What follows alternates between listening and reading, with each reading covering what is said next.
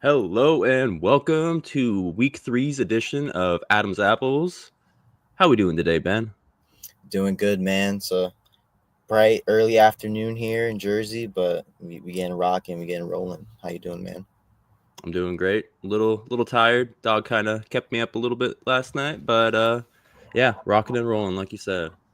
Yeah, a little tired myself, but we're gonna get going on this already. We got week three. We got a lot of quarterbacks injured this week. Some new faces starting in some new places. We got Marcus Mariota starting today in Washington. We got Tyrod Taylor starting for the Jets today. Justin Fields is out with concussion.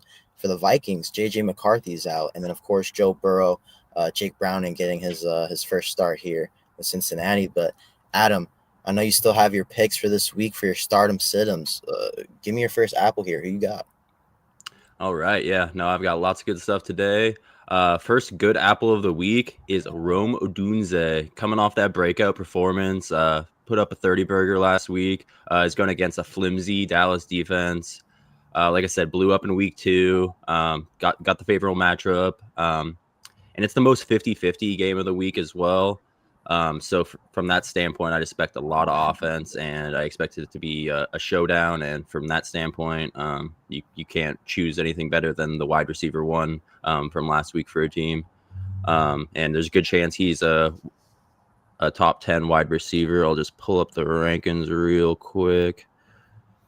Sorry, not those ones. These ones. So I had him just outside the top 10, sitting at wide receiver 12. But it would not surprise me if he cracks that top 10 again.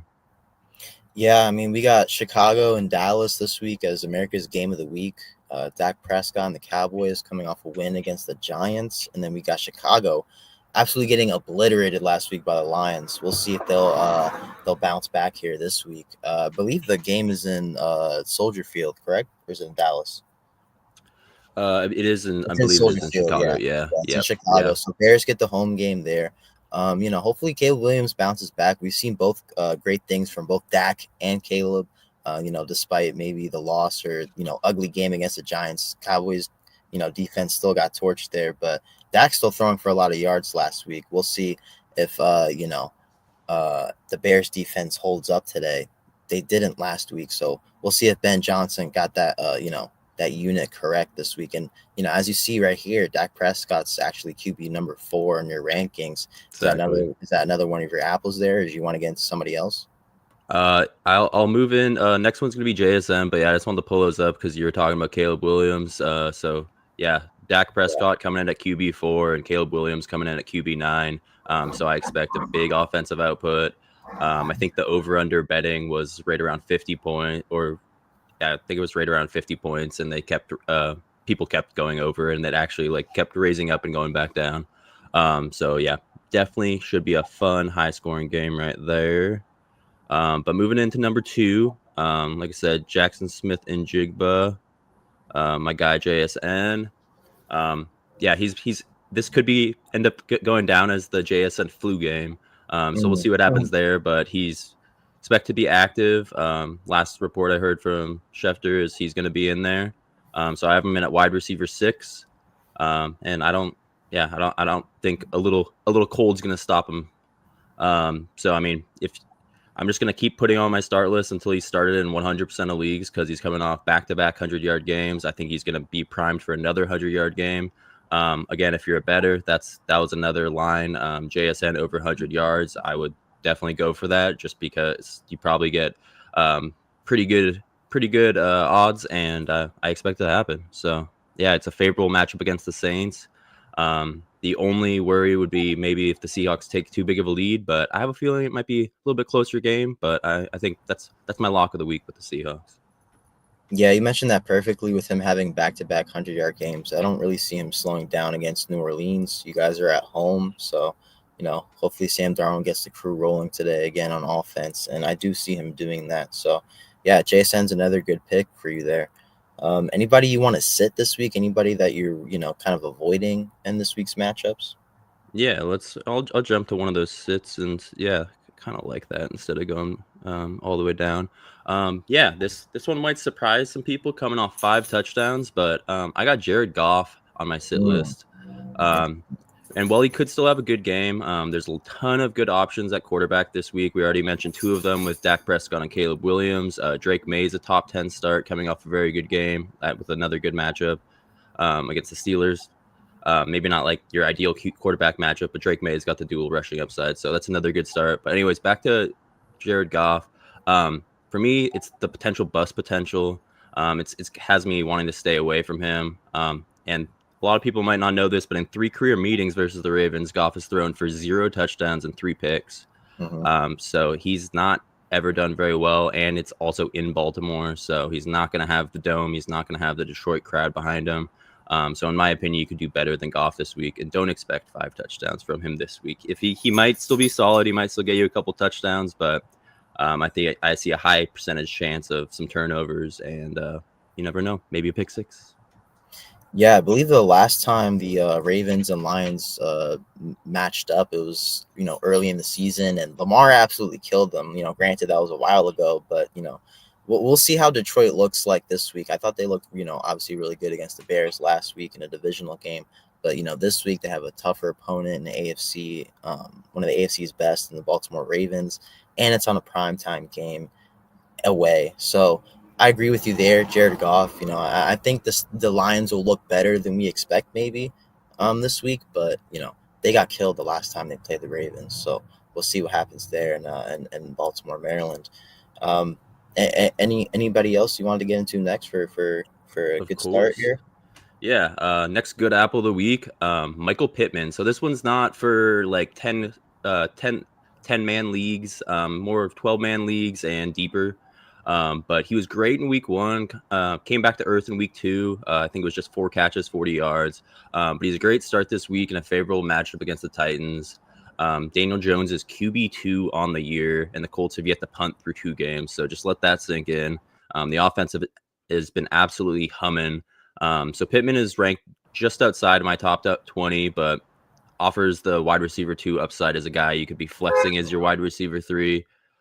So it's just a matter of him just being a good guy to slot in a deeper league. I'm not saying go and bench Mike Evans this week for Michael Pittman, but if you're looking for someone, he might even be on the wire. It's a great start this week, and the Titans allow the 6th most points to opposing wide receivers through 2 games. So get Pittman in your lineup if you can, if you need a guy. And Tyler Warren is playing, but he could be limited with the toe injury that he was struggling with throughout the week. Yep. Which further increases Pittman's upside. And honestly, my biggest worry for production is if the Colts take a large first half lead against the Titans and then look to run the ball a lot in the second half, Jonathan Taylor and company. Yeah, it's an interesting matchup today in Tennessee. We got the hot Colts here. They haven't punted yet on the season. Still a crazy stat to me. Right. I expect Cam Ward to have a decent or better game today, in my opinion. I think today could be a day for Cam Ward, but like you mentioned, with Michael Pittman, can't count out Daniel Jones and the way they've started this season. It's, something that we haven't expected, but it's here, So Michael Pittman, another good play there. But yeah, I'll just talk a little quickly about the Titans Colts. Like I said, divisional matchup here. We got Jonathan Taylor, Tyler Warren still playing, dealing with some injuries throughout practice this week, but we'll see what happens today. It's a 1:00 game. They're in Tennessee, but it's going to be an interesting matchup in my opinion, because this is, I guess, the first kind of not real test for Tennessee, but I just feel like they played some pretty tough opponents their first 2 games. So I think we'll be able to see possibly a little, more free Cam Ward here. So and if I remember correctly, I think you took the Titans as an underdog. So yeah, I did. I took Titans to upset Colts today. Now that would be a crazy underdog, but like, hey, if you hit that, that's crazy. Yeah, we'll see what happens with that one. Moving into the next good apple, this is actually going to be my start of the week. Jordan Mason versus Cincinnati Bengals. We had Aaron Jones go down with a hamstring injury last week. At least believe it was a hamstring. Went directly on IR. Jordan Mason was already kind of taking over the backfield. So now he should just be in a very good spot this week. In my opinion, it's a dream spot. He already looked like the best running back on the field, but he should instantly get that bell cow role. In the starting role for the 49ers last year, he was a top 5 running back practically weekly. He averaged 108 scrimmage yards per game in the extended run in 2024. So that's a guy that I was drafting to put on the end of my bench, just not hoping for injury, but hoping that he would take over the backfield or it would be a 1A, 1B, and we're getting it by week 3. So Jordan Mason is definitely my running back start of the week, and I'll pull up these rankings if you want to chime in. Yeah, sure. Yeah, he's gonna be sitting there right there at RB13, and I wouldn't be surprised if he cracks the top 10. Yeah, I mean, we saw flashes of him, filling in for McCaffrey when he was over at San Francisco. Vikings, I believe, signed him in free agency, and rightfully so. As Aaron Jones has been a little bit injury prone as he's gotten up there in age. But today, the Bengals travel to Minnesota to play the Vikings. Both teams without their quarterbacks. As I mentioned previously, Joe Burrow is out for the foreseeable future, for the next 3 months at least, out with surgery. And then we got Carson Wentz here in the Vikings filling in for J.J. McCarthy. He hasn't played in quite some time. So we'll see what we see from Carson Wentz today in the Vikings. I personally picked the Vikings in today's matchup, but, I mean, that's mostly because of the Bengals defense. I think Jake Browning is not a bad, backup in this league at all. We loved what we saw from him last week. Took out Jacksonville. But I think this Minnesota defense will bail them out once again, and they'll get the dub today against Cincinnati. No, I think you hit the nail on the head. Like you said, 2 backup quarterbacks, that only adds to the start, in my opinion. I think the Vikings is going to want to play aggressive defense, run the ball a ton with Jordan Mason. So if somehow Jordan Mason is in your lineup, I'm sure he is already, but get him in there. RB start of the week. Moving into next one, Drake May. I guess I did have him on my start list. I forgot I did. Anyways, Drake May versus Pittsburgh. Yep. Already had the QB ranking up earlier, but we'll just throw those on the screen again. We got him at quarterback 7 on the week. He should continue his momentum this week versus the Steelers.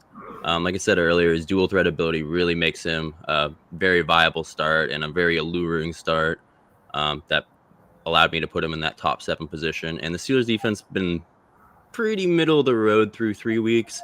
Seahawks put 31 on them, or technically 24 on their defense. 7 was from special teams from the Caleb Johnson blunder that now has him inactive today. Man, I feel for Caleb Johnson. That's my guy. Yeah, it's tough. Yeah, it's tough for a rookie, and I don't need to get into the play too much, but I mean, it both hit him and it landed in the landing zone. So, I mean, it's an important thing to think about, I guess. Now, if it hadn't hit him, it would have been a live ball anyway. So if it lands in the landing zone, go and get that ball. Moving into my next good apple of the week, I got Kenneth Walker versus New Orleans. How the tables turned so quickly. First couple of weeks, it was Charbonnet splitting time with him. Charbonnet was actually getting more touches. He was the better running back in week 1. Last week, Kenneth Walker put on a show. Zach Charbonnet got shut down and then ended up getting hurt.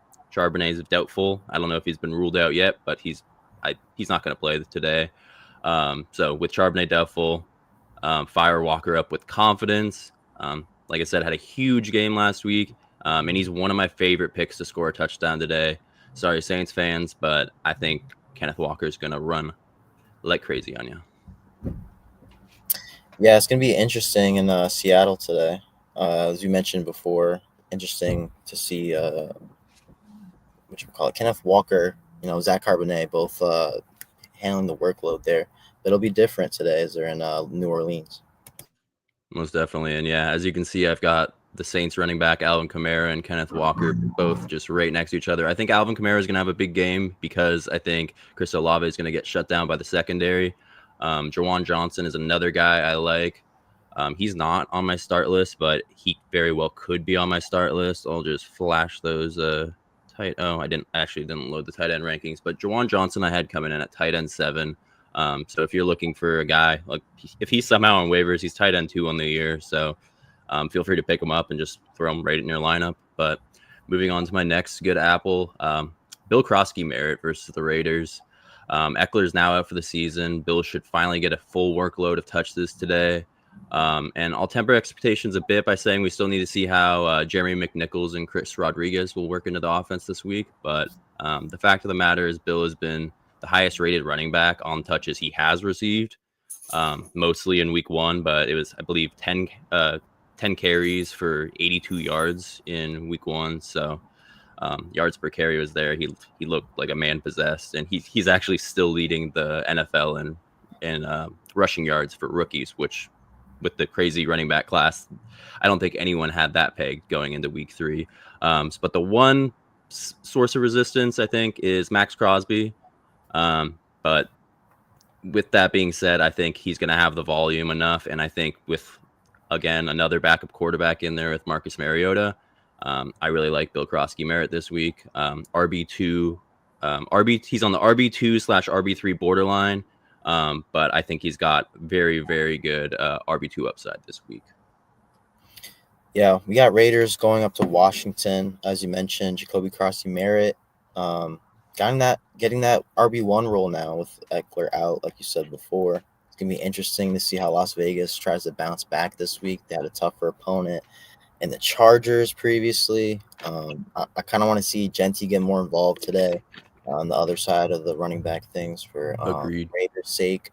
I think they could do that today, but as you mentioned, Jacoby Krosky-Merritt, it's pretty much his backfield to win right now, and he'll get more touches today. And we'll see if they run the ball more with Marcus Mariota in there, but maybe not. We'll see. We'll see how he plays today. Pretty solid start for him last time that he started. I believe thrown for 4 touchdowns, like we mentioned previously off air. And it's also a 1 o'clock game, so that one's starting in about 10 minutes. Anything else you wanted to mention? Yeah, so I mean, you have Genty coming in at 18. I had Bill Krosky-Merritt just outside my top 20, but when I pick starts, generally they're gonna be a little bit deeper down the line. Sometimes it's like a top 12, top 15 guy that I think is gonna have like a top 5 type of week, like Jordan Mason. But that's why Bill Krosky-Merritt doesn't fall in my top 20. But at the same time, I think he's gonna do better than expectations. But we're getting a little tight on time. I'll move a little bit quicker. But this is my deep league start of the week. Dontavian Wicks versus the Browns. Jaden Reed went down with a collarbone injury last week, and then after that, Dontavian Wicks was able to pick up 4 catches for 44 yards. And now Jaden Reed's going to be on the shelf for quite a while with that collarbone injury. So Dontavian Wicks, like I said, this is a deep league start. If you're looking for someone on the wire, if you're desperation play, this is a guy that could very well have a very good week.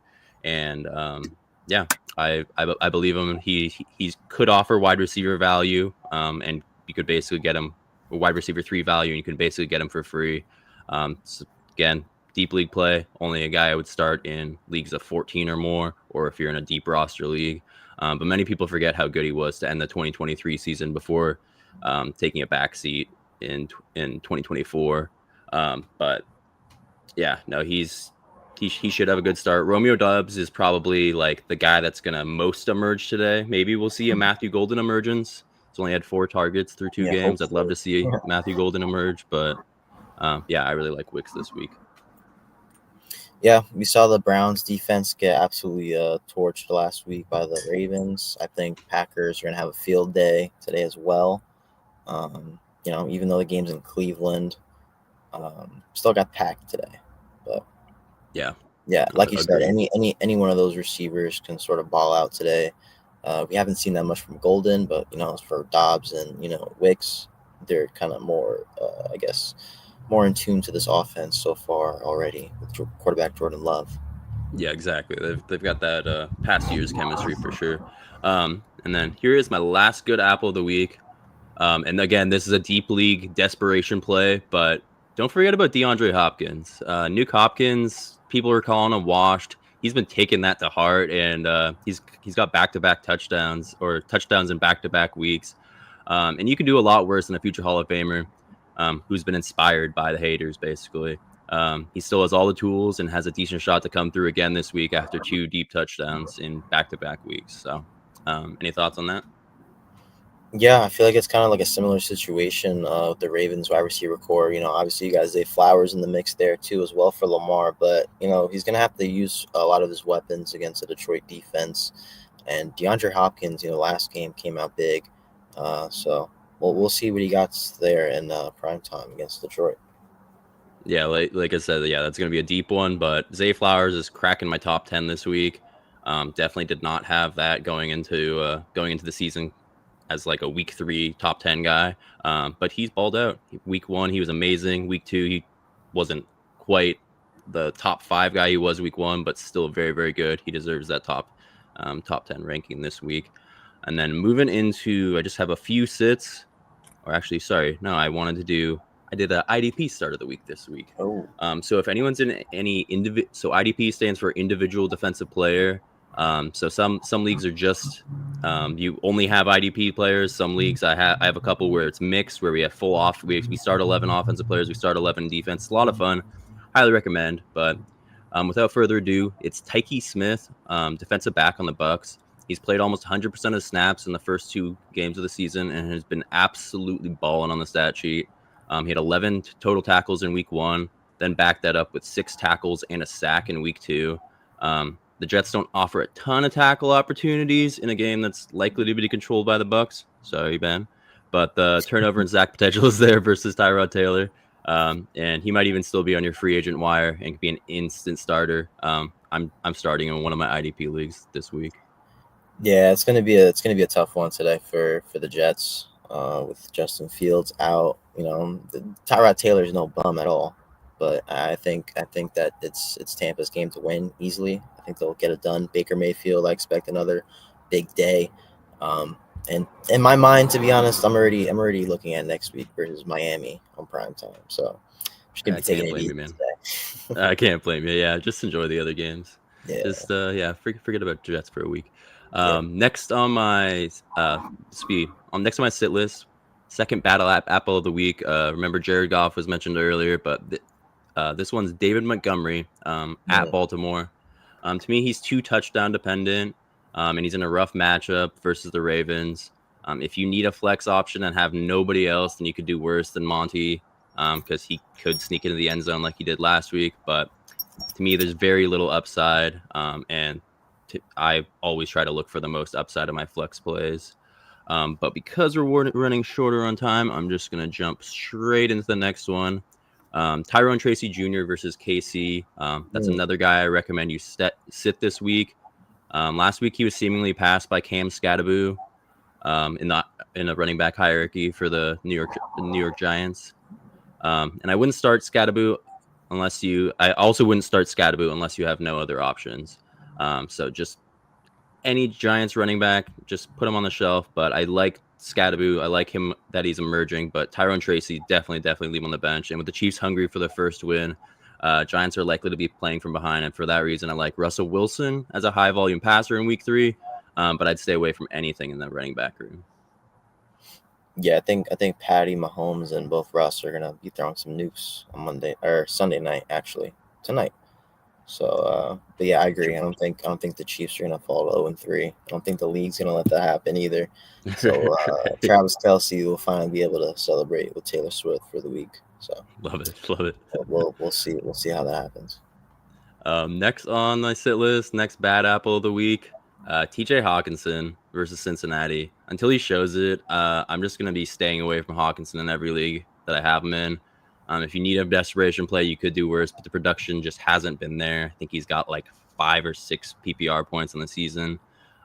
In fact, I actually like Wentz stepping in as starter for his production, just because Wentz is historically like throwing to his tight ends, and the Bengals are likely to test him early and often.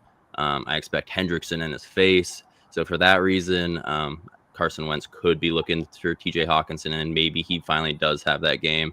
But yeah.